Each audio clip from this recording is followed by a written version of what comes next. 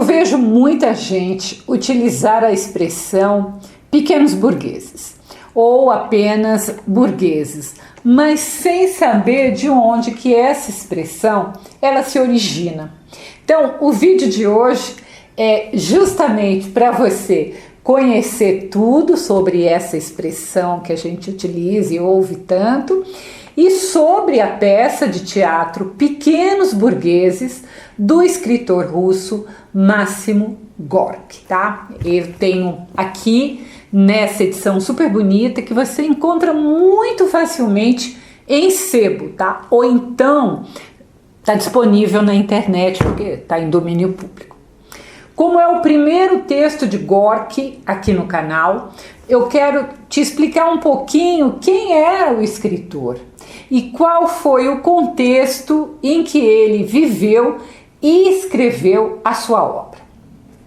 Na verdade, Máximo Gorki, que significa Máximo o Amargo, olha só, Máximo o Amargo, era o pseudônimo de Alexei Plantokoi, acho que é isso, tá, gente? Não falo russo, que nasceu ali na segunda metade do século XIX, numa pequena cidade, Novgorod, que mais tarde o Stalin vai rebatizar com o nome de Gorki, em homenagem, claro, ao escritor. Gorki, ele sempre brincava que assim que ele nasceu, o seu primeiro grito já era de indignação e de protesto. Então nós vamos ver que então por aí você já vê que ele vai ser um escritor indignado, que vai protestar bastante. Ele era de uma família muito pobre e ele fez quase de tudo na vida. Ele foi sapateiro, desenhista, vendedor, pescador, mas foi como lavador de pratos em um navio que começa a nascer nele a sua consciência política, a sua inclinação para a literatura. E por que é nesse navio? Porque é graças ao cozinheiro do navio que lhe emprestava alguns livros, tá? E esses livros, então, abriram os horizontes do jovem Gorki. Que é claro, gente, o que eu sempre falo aqui no canal, né? Ler, além de todo o conhecimento da história, do local onde se passa a história, a literatura, ela expande nossa percepção de mundo. Gorki queria fazer universidade em Kazan, mas rapidamente ele descobre que a universidade é só para quem tem dinheiro, né? Isso acontece no mundo inteiro, é como se só privilegiados pudessem cursar uma universidade. Então a universidade do Gorki vai ser viajar por quase toda a Rússia. Ele passa fome, ele passa frio e aos 19 anos ele tenta o suicídio. Ele não consegue, mas a bala perfura o pulmão do Gorki e vai causar uma pneumonia que vai acompanhá-lo por toda a vida. Nunca mais o pulmão dele foi o mesmo. E aí, depois, quando ele volta à vida, né, então ele resolve participar mais ativamente da vida política. Ele chega a ser preso, pelo menos a primeira prisão, vai haver outras, tá? E quando ele é solto, ele publica então seu primeiro conto e aí não vai parar mais. Ele vai ser preso outras vezes porque a sua literatura e a sua vida sempre foram engajadas na luta política a favor dos mais pobres, a favor dos proletários, tá? Então ele tem isso em mente e é muito fácil de você identificar em sua literatura. Então vamos ver. A palavra burguês, ela vem de burgo, que era as primeiras cidades. Normalmente elas eram fortificadas, né? Tinha um muro fechando, que aparecem lá na Idade Média, entre o século XI e século XIII. Assim, durante muito tempo, burguês era apenas o nome dado aos habitantes dessas cidades. usada para diferenciar o burguês daqueles que viviam nos campos. E claro, né, então burguesia era a classe dos burgueses. Os aristocratas, eles não moravam nos burgos, eles eram os ricos, eles eram os proprietários de terra, tá? Eles eram então os senhores feudais. Quem morava nos burgos era basicamente artesãos e pequenos comerciantes. À medida que essas cidades foram crescendo, e não apenas dentro da fortificação, mas também foi em volta dos muros, né? O comércio vai se expandindo, né? Cada vez vai mais gente fazendo comércio lá, e é aí que surge, gente, a ideia do dinheiro, do capital, tá? Do capital, não do dinheiro. Até então, as pessoas viviam para a sua subsistência, não havia acúmulo de dinheiro. Então é justamente nesse momento, com a burguesia, que nasce o sistema bancário moderno. É moderno porque vai ter um outro sistema lá na antiguidade que eu não vou entrar hoje, tá? E para que serviam então esses bancos? Para guardar o dinheiro excedente. Antigamente só os aristocratas tinham dinheiro excedente. E aí, gente, quem tinha no burgo o dinheiro excedente achava que tinha mais poder, que ele podia então mandar. E aí vai dentro do burgo, você vai achar a alta burguesia e a pequena burguesia, a baixa burguesia. Essa alta burguesia, então, ela começava a impor os seus valores, ela imitava a aristocracia, e era engraçado, né? Porque a baixa burguesia queria ser da alta, a alta queria ser da aristocracia. Então, estava sempre uma busca ali das pessoas por status e poder. A burguesia, apesar de ter se modificado muito, né, ao longo dos séculos, e não, claro, ser mais restrita a um burgo há muito tempo, a burguesia, enquanto ideia do que são os burgueses, existe até hoje. Então, vamos então à peça e depois eu torno a retomar esse termo.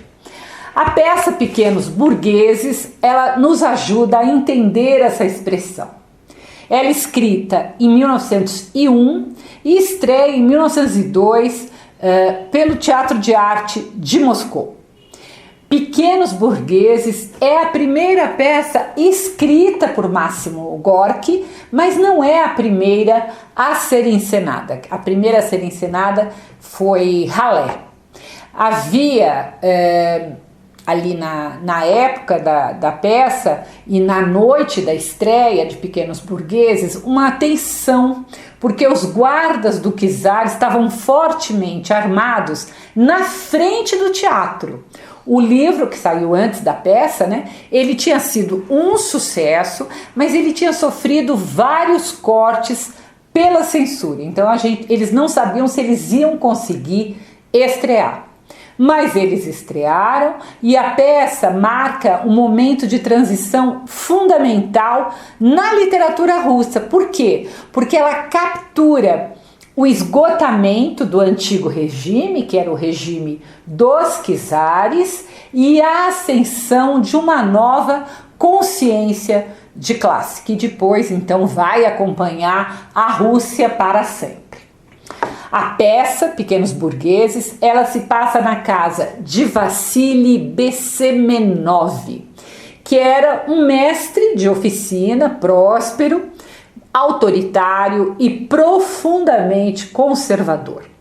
O ambiente da casa, o ambiente ali doméstico, era sufocante. Por quê? Porque ele era marcado por conflitos todos os dias, conflitos geracionais entre o Besemenov e os seus filhos, o Piotr e a Tatiana, eles eram muito diferentes do pai. Por quê? Eles tiveram educação, mas eles se tornaram apáticos. Então, eles vão representar, esses dois filhos, a nova intelectualidade que estava surgindo ali naquela época, mas que, apesar de ter estudo, era inerte, ela não partia para a ação. O filho Piotr era um estudante de direito, mas ele tinha sido expulso da universidade por participar de distúrbios políticos. Mas, claro, ele não tinha qualquer convicção política real, ele tinha ido no embalo. E a filha, a Tatiana, ela é uma professora de escola primária, só que ela é muito deprimida, ela é uma pessimista, ela não tem perspectiva nenhuma, seja de felicidade, seja de propósito de vida. O Besemenov, ele também tinha um filho adotivo, que era seu afilhado, e quando os pais morreram ele adotou, chamado Nil. Esse Nil, ao contrário dos seus irmãos ali de criação, ele não estudou e ele tornou-se um maquinista de trem, que vai representar na peça, então, a classe operária. Ao contrário dos irmãos, o Nil, ele é prático, ele é otimista, ele se recusa a aceitar um destino trágico, ou seja, é com os proletários, então, que Gorky mostra que está depositada a esperança de mudança. O Nil fala na peça, se você não está contente, vá lá e mude. O frágil equilíbrio, então, da casa ali é buscado sempre pela mãe, a Akulina, que tenta amenizar as brigas e os desentendimentos entre o marido dela e os filhos. Entretanto, além dos conflitos com os filhos, o Besemenov, ele também é como que desafiado pela presença de dois personagens externos à família que são seus pensionistas. Uma pensionista é a Helena, que é uma viúva alegre, independente, que então aluga um quarto ali na casa, e que ela atrai a atenção do Piotr, do filho, e os dois vão começar a namorar, colidindo com a moral rígida do Besemenov, né? E o outro personagem é o Teteniev, que é um cantor de casamento e funerais, mas que é também meio assim um filósofo, um questionador dos valores que reinam ali na casa do Besemenov. E por isso, né, como ele está sempre questionando, então ele está sempre também causando grandes discussões. Ele é um elemento ali que está sempre causando conflito. Durante muito tempo, o Besemenov, ele era um representante da burguesia e ele tinha certeza de que tudo que ele fez na vida, de que seus valores conservadores eram bons valores, eram os melhores valores. Entretanto, quando os filhos crescem e começam então a contestar esses valores, ele diz que ele tem medo, que ele acha que eles estão vivendo uma época terrível, que tudo está mudando. Esse sempre é o medo, né, de uma pessoa conservadora. Ela tem sempre medo daquilo que ela não entende, que ela não consegue de alguma forma controlar. A burguesia, então, sempre foi muito conservadora e cheia de regras. As pessoas podiam ser infelizes a vida toda, mas não podiam quebrar as tais regras. Como, por exemplo, o Piotr, o filho, não podia se interessar ou casar pela viúva Helena, porque ele era solteiro e ela era viúva, e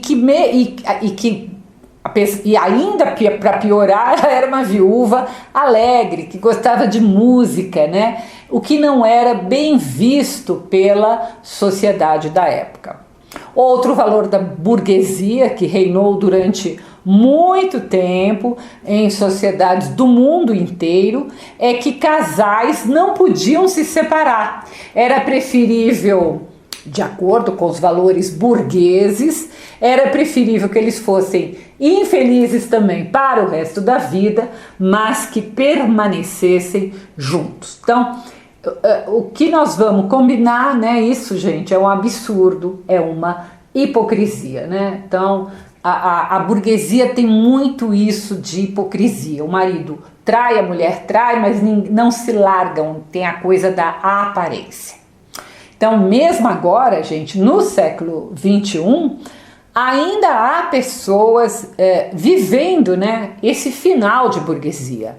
Ainda há gente que se preocupa muito mais com o que os outros vão pensar, que vivem da aparência, que, de novo, é uma hipocrisia. O interessante nessa peça é que a casa da família simboliza a própria Rússia. É um lugar onde as janelas parecem que estão sempre fechadas e que o ar é pesado, onde parece que sempre se discute a mesma coisa e não se chega a lugar algum. Fica claro, então, que é preciso uma grande ruptura. Então, esse era o contexto no final, né, da época czarista. Precisava de uma ruptura. Quanto à ruptura na peça, claro que eu não vou lhe contar se ela acontece ou não, porque eu quero que você leia. É uma peça de teatro, o brasileiro tem que aprender e a se acostumar a ler teatro. É muito fácil, porque basicamente não tem narrador, né? São só diálogos. Então você lê muito rápido qualquer peça de teatro. Não existe uma peça de 400 páginas, né? Então você precisa só se acostumar com a leitura de textos teatrais. É fundamental que você leia para entender um pouco mais de literatura e também sobre a burguesia, não apenas a russa, mas a mundial. Veja esse trecho em que o personagem Teteriev, falando com o Besemenov, o dono da casa, o chefe da família, define o pequeno burguês. Abre aspas. Você é inteligente dentro de medidas, estúpido dentro de medidas, bom dentro de medidas, mal dentro de medidas, honesto e canalha dentro de medidas, covarde e corajoso dentro de medidas. Você é um pequeno burguês exemplar. Você encarna muito bem a mesquinharia consumada, esta força que derrota até os heróis e que vive e triunfa. Fecha aspas. Então, o Gorky, através do seu personagem, ele define o pequeno burguês. Não apenas por sua renda, que não é nem a do milionário e nem a do pobre, é essa classe intermediária, mas define também pela mentalidade, né? Aquela mentalidade que ele fala que é na medida, é limitada.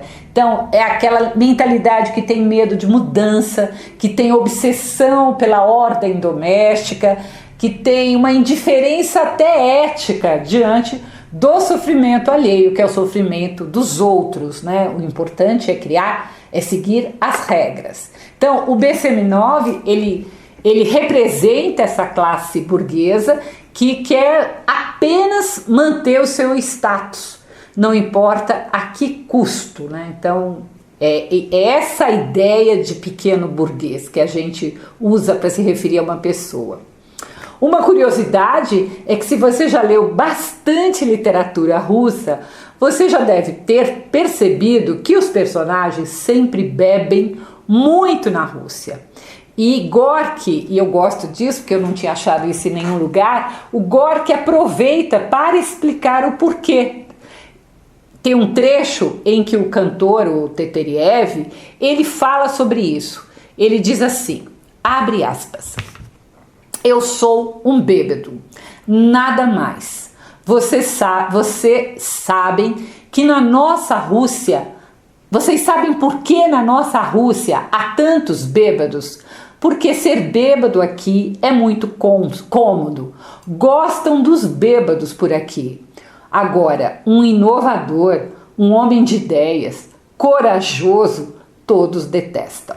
Fecha aspas. Então, o que ele está dizendo é que a Rússia estava tão estagnada que era preferível um bêbado a alguém que trouxesse novas ideias, novos costumes, como era o escritor, como era o próprio Gorky.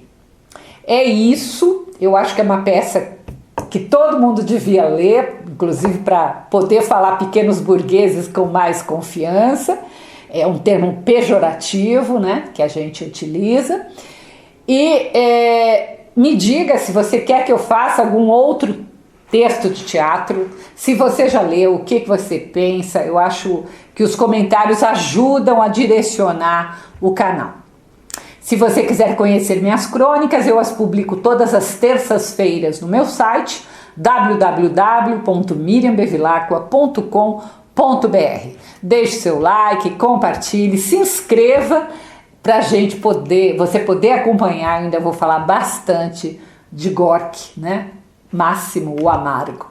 Até o próximo post.